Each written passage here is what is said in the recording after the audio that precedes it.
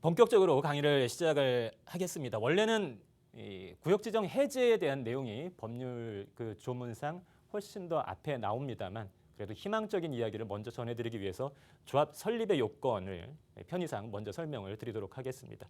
정식으로 조합 설립을 하기 전에 조합 설립 추진위원회를 먼저 구성을 하셔야 되겠죠. 추진위원회 구성의 이 동의 요건은 조합 설립보다는 약간 이제 완화가 되어 있습니다. 토지 등 소유자 과반수의 동의를 얻는다면 이 조합 설립 추진위원회를 구성할 수가 있겠고, 이 동의율을 기초로 해서 추진위원회 위원장을 포함해서 5명 이상의 추진위원회 위원이 필요하겠습니다. 정족수 요건을 만족시켜야 되겠고, 또 이 추진위원회의 운영 규정 또한 작성이 되어야 하겠습니다. 그리고 추진위원회 구성에 동의한 토지 등 소유자의 경우에는 향후에 그 조합 설립에 있어서 조합 설립에도 동의한 것으로 일단은 간주를 하게 됩니다. 무슨 말이냐면은 추진위원회 이 설립에 동의를 한 사람들 2분의 1의 요건을 만족시키면 된다고 말씀을 드렸죠. 조합 설립은 4분의 3의 요건을 만족을 시켜야 됩니다. 약간 더 크죠. 네, 일단 과거에 이 조합 설립 추진위원회에 동의했던 이분들, 과반수의 분들은 조합 설립까지도 동의를 한 것으로 일단은 간주를 하는데, 정식으로 조합 설립에 대한 인가를 신청하기 전까지 갑자기 마음이 바뀔 수도 있는 것이니까요. 내가 그때는 찬성을 했지만 가만 보니 아닌 것 같다, 난 반대하겠다라고 한다면은 일단 간주했다가 동의한 것으로 간주했다가 다시 반대표로 이제 바꿀 수 있다는 그런 내용이 되겠습니다. 자, 그리고 공공 지원을 받을 경우에는 추진위원회를 이제 구성하지 아니할 수 있다라는 조항도 나와 있지요. 시장 군수 등이 이 사업 시행을 한다라든지 혹은 토지주택공사 등이 지정 개발자로서 이 사업을 진행을 할 때, 그때에는 굳이 조합이 중심이 되는 사업이 아니기 때문에 추진위원회를 구성하지 아니할 수도 있다라는 그런 내용이 되겠습니다. 그리고 추진위원회가 하는 이제 중요한 역할들이 있겠죠. 가장 핵심적인 것은 조합 설립을 이루기까지의 징검다리 역할을 하는 그런 의미가 가장 크겠습니다. 그 사전적으로 정비사업 전문 관리업자를 선정하는 업무도 맡고 있습니다. 시공사하고는 좀 다른 개념이죠. 이 조합의 임원들께서 이 정비사업을 전문적으로 주관했던 분들이 아니다라고 한다면 사실 잘 모르실 수밖에 없겠습니다. 그래서 제반 행정 절차라든지 시공사 선정이나 실무적인 절차들을 도움을 받기 위해서 정비사업 전문 관리 업체를 또 선정을 하셔야 되는 것이고요. 설계자의 선정과 변경 절차도 추진위에서 담당을 하고 있습니다. 정비사업의 시행 계획서도 계략적으로나마 나중에 약간의 변동은 있을 수 있겠습니다만 이 단계에서 작성을 해야 되는 게, 이 조합 설립에 동의를 할 것이냐 말 것이냐를 판단하기 위해서는 시행 계획이 나와야 되겠죠. 그거를 보고 이제 판단을 하시는 겁니다. 그래서 이 시행 계획서도 작성을 해야 되겠고요. 또 가장 중요한 조합 설립 인가를 받기 위한 제반 준비 작업을 해야 되겠습니다. 정비사업 전문 관리업자를 선정을 할 때는 가장 원칙은, 첫 번째 원칙은 경쟁 입찰로 진행을 하되 2번 유찰될 경우에는 수의계약으로 지정할 수 있다라는 내용이 나와 있겠습니다. 그리고 조합 설립을 위한 창립 총회를 거쳐야 추진위원회에서 조합 설립 단계로 나아갈 수 있는 것이겠죠. 창립 총회를 거치고 나서 인가를 신청을 하는 겁니다. 그리고 권리 의무의 변동을 수반한다라든지 어떤 비용이 발생하는 그런 부분에 있어서는 추진위원회 단독으로 진행하지 못하고 일정한 법에서 정해놓은 동의 요건을 충족한 다음에 진행할 수 있다. 이런 부분도 이제 운영 규정에 담겨 있겠죠. 이제 다음 단계는 정식으로 그야말로 본격적인 정비사업을 진행한다라고 할 수 있는 조합 설립 인가 단계까지 나아가게 되는 것입니다. 조합 설립 인가를 이루기 위해서는 제25조 제1항 제2호에 따라 토지 등 소유자가 재개발 사업을 시행하려고 하는 경우에는 그러하지 아니하다.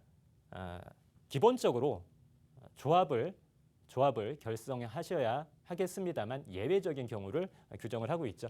25조 제1항 제2호에서 규정하고 있는 내용이 그것입니다. 토지 등 소유자가 20인 미만일 경우에 굳이 인원수도 별로 되지 않는데 그 어려운 행정 절차, 조합을 설립하는 행정 절차 굳이 거칠 필요 없겠다. 조합 설립을 하지 않고도 재개발에 국한된 이야기입니다. 재개발 사업을 진행할 수 있겠다라는 내용이 담겨 있습니다. 하지만 거의 대부분의 경우에는 조합을 설립하셔야 되는 거죠. 그리고 토지 등 소유자의 4분의 3 이상 및 토지 면적의 2분의 1 이상의 동의를 받아야 한다라고 나와 있습니다. 재개발 구역에 해당되는 내용이 되겠죠. 토지 등 소유자 전체 구분 소유자의 4분의 3 이상과 그리고 토지 면적의 그분들이 소유자들이 소유하고 있는 그 토지의 면적이 전체 구역의 토지 면적의 2분의 1 이상이 되어야만 정식으로 조합 설립을 할 수가 있는 것이겠습니다. 이 동의율을 만족시킨 다음에 조합의 정관을 작성하셔야 될 것이고요. 그리고 제반 국토교통부령으로 지정해 놓고 있는 서류 절차들을 또 거쳐야 할 것입니다. 재건축 사업의 경우에는 굉장히 이제 길게 서술이 되어 있습니다. 파란색으로 미리 체크를 시킨 그 내용들만 좀 집중적으로 보시면 되겠습니다. 공동주택의 각 동별 구분 소유자의 과반수 동의를 얻어야 되고요. 모든 것이 다 모든 조건을 다 충족시켜야 되는 것입니다. 엔드 조건이죠. 과반수 동의도 얻어야 되고 주택단지 전체 구분 소유자의 4분의 3 이상 및 그리고 토지 면적의 4분의 3 이상의 동의를 얻어야 된다라고 나와 있습니다. 그런 거죠. 101동, 102동, 103동 있는데 101동은 전체가 다 반대, 102동은 100% 찬성. 이렇게 되면 안 된다라는 얘기입니다. 각 동마다 최소 50%를 넘는 인원이 찬성을 해야 된다는 것이고 전체 단지에서는 4분의 3 이상이 동의를 해야만 진행이 가능하다라는 것입니다.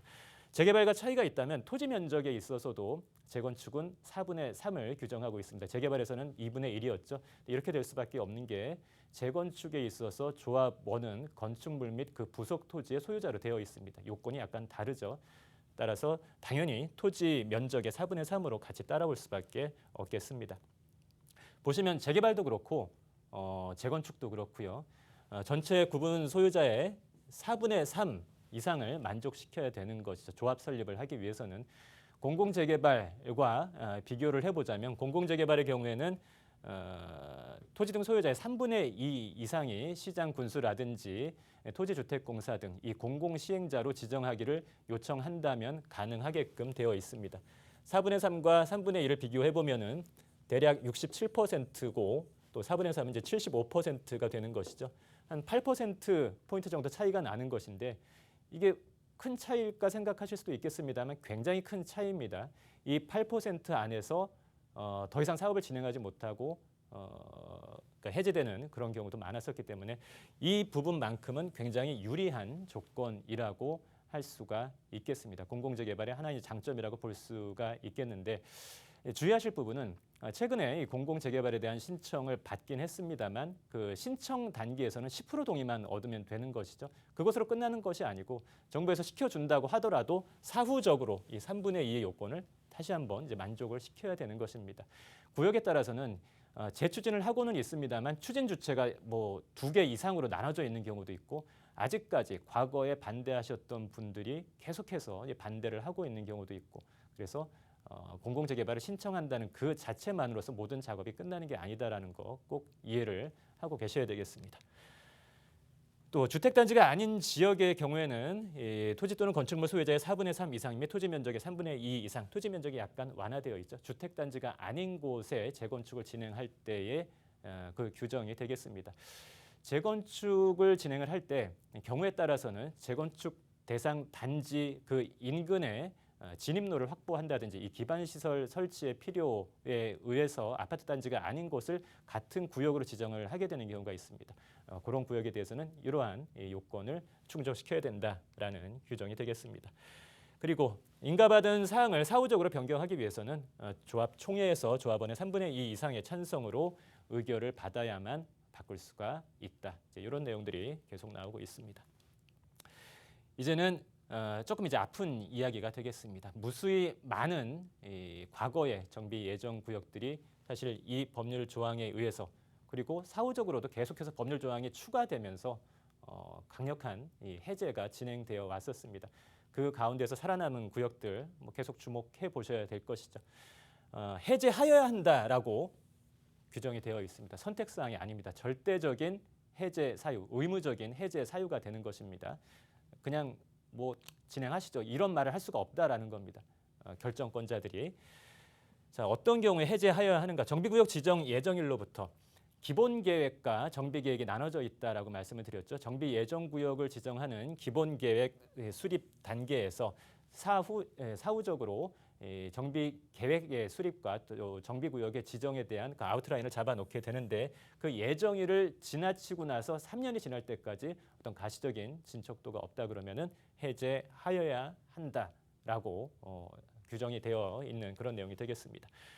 그리고 토지 등 소유자가 정비구역으로 지정 고시된 날부터 2년이 되는 날까지 조합 설립 추진위원회를 구성하지 못했을 경우 구역 지정일로부터 시작해서 2년이 될 때까지 이 조합 설립 추진위원회를 구성하지 못하거나 사실 뭐 최종적으로 구성하지 못하더라도 신청까지만 하더라도 승인 신청까지만 하더라도 가능합니다. 근데 신청조차 못했을 경우에는 의무적인 해제 사유가 되겠습니다. 그리고 정비구역으로 지정 고시된 날부터 3년이 되는 날까지 조합 설립 인가를 받지 못했을 경우 이 경우에도 역시나 구역 해제의 구역 지정 해제의 사유가 되겠습니다. 또 나오고 있죠. 추진위원회 승인일로부터 2년이 되는 날까지 조합 설립 인가를 신청하지 아니하는 경우 두 조항이 약간 비슷한 듯하면서도 이제 차이가 있는 게 뭐냐면 첫 번째 이 나 항목에 있어서는 조합 설립 인가까지 소요되는 시간을 이제 3년으로 규정을 해놓고 있습니다. 추진위원회를 구성하지 않았을 경우를 의미하게 되는 경우에 그런 경우가 되겠습니다. 아까 공공지원을 받을 경우에는 추진위원회를 구성하지 않아도 된다, 아니할 수 있다라고 되어 있었죠. 그런 경우에 추진위원회를 구성하지 않을 경우에는 구역 지정 고시일로부터 3년 안에 조합 설립 인가 그 데드라인이 정해져 있는 것이고요. 추진위원회를 구성해야 되는 경우 대부분의 경우는 뭐 여기에 해당이 되겠습니다. 추진위원회를 구성을 해야 되는 경우에는 추진위 승인일로부터 2년 안에 조합 설립 인가를 신청하지 못했을 경우 이런 경우에는 의무적으로 해제를 시켜야 되는 것입니다. 그리고 조합 설립 인가를 받은 날부터 3년이 되는 날까지 사업 시행 계획 인가를 신청하지 못한다면 또 이것도 구역 해제의 사유가 되는 것이고요. 토지 등 소유자가 시행하는 재개발 사업이 구역 지정 고시된 날부터 이제 5년이 되는 날까지 사업 시행 계획 인가를 신청하지 아니하는 경우, 이거는 또 이제 또 하나의 예외적인 사유라고 보시면 되겠습니다. 아까 재개발의 경우에는 토지 등 소유자가 20인 미만일 경우에 조합을 설립하지 않고 진행을 할 수 있다라고 말씀을 드렸죠. 그럴 경우에는 구역 지정 고시된 날부터 시작해서 전체 사업 시행 계획 인가 단계까지 5년 안에 이루어지지 않았을 경우 그럴 때는 해제시켜야 된다. 이렇게 규정이 되어 있습니다. 그리고 구청장 등은 전술한 각각의 그 어떠한 상황에 해당이 될 때는 해제를 요청하여야 한다라고 되어 있다라는 것이죠. 특정 자치구에서 앞에서 설명드린 그런 해제의 사유가 발생을 했을 때 서울시장님께 우리 구는 그냥 좀 하게 해주세요라는 그런 말을 해서는 안 된다라는 겁니다. 의무 조항입니다. 자, 이러한 법률 조항에 있어서도 많은 구역들이 해제되어 왔었고 또 지금부터 설명드리는 내용들은 직권 해제에 해당되는 내용들이 되겠습니다. 직권 해제 그야말로 결정권자의 재량에 의해서 해제를 시킬 수도 있고 해제를 시키지 아니할 수도 있는 그런 내용들입니다. 하지만 대부분의 경우에 보수적으로 적용을 해서 해제를 시켜왔던 것이 지금까지의 정비사업 시장이었습니다. 정비구역 등을 해제할 수 있다. 그리고 많이 등장을 했었죠. 지방도시계획위원회의 심의를 받아서 정비구역을 해제할 수 있는 그런 사유가 되겠습니다. 정비사업의 시행으로 토지 등 소유자에게 과도한 부담이 발생할 것으로 예상되는 경우 굉장히 추상적으로 써 있습니다만 서울시 조례에 규정되어 있는 내용은 비례율이 차후에 추가 분담금을 결정하는 기준이 되는 비율이 되겠죠. 비례율이 당초에 계획했던 것 대비 80%에 미달할 경우 그러면 추가 분담금이 굉장히 많이 늘어나겠죠. 그 상황에서 50% 이상의 조합원들이 반대, 그러니까 해제를 요청할 경우 그런 경우에는 직권에 의해서 해제를 시킬 수도 있겠습니다. 또 토지 등 소유자 100분의 30 이상, 30% 이상이 추진위원회가 구성되지 않았을 경우 30% 이상이 우리 해제시켜 주십시오라고 신청을 하면 바로 해제를 시킬 수가 있겠습니다. 구역 지정과 조합 설립 요건보다는 해제 요건이 굉장히 쉽다라는 것을 아실 수가 있는 것이겠죠. 그리고 주거환경 개선 사업의 경우에는 정비구역 지정 고시일부터 시작해서 10년 이상 지나도록 사업 진척도가 제대로 진행이 되지 않고 또 토지 등 소유자의 과반수가 구역 해제에 동의를 하는 경우에 직권 해제를 시킬 수가 있겠습니다. 토지 등 소유자 2분의 1 이상 그리고 3분의 2 이하 범위에서 시도 조례로 정해놓은 그 비율 이상이 해제를 요청하는 경우 추진위원회가 구성되거나 조합이 설립된 경우에도 마찬가지입니다. 과반수의 동의로 정비구역의 해제를 요청하는 경우 통상 50%가 넘는 이 조합원들이 해제를 요청하는 경우에는 직권 해제를 시킬 수가 있겠습니다.